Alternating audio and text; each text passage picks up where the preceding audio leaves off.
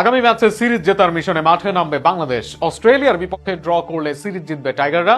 তবে প্রথম ম্যাচে বড় জয়ে আরো এক জয় পেতে আত্মবিশ্বাসী শান্তরা।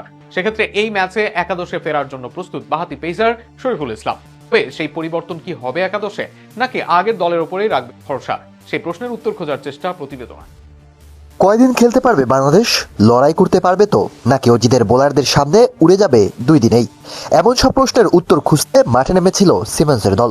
অজিদের ডেরায় বিশ্বের কোনো দলই যেখানে দাপট দেখাতে পারে না, সেখানে এশিয়ান বাংলাদেশ দল প্রতিটা সেশন জিতে এখন 1-0 নিয়েছে।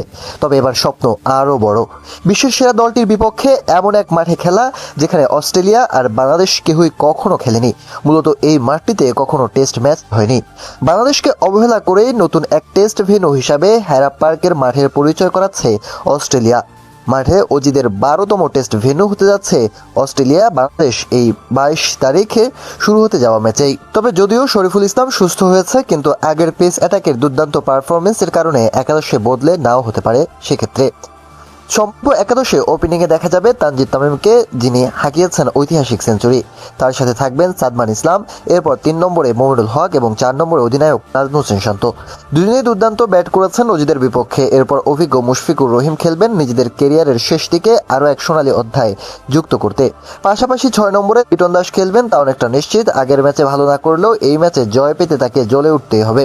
7 নম্বরে অলরাউন্ডার মেহেদী হাসান মিরাজের সঙ্গে স্পিন বিভাগে থাকবেন তাইজুল ইসলামী।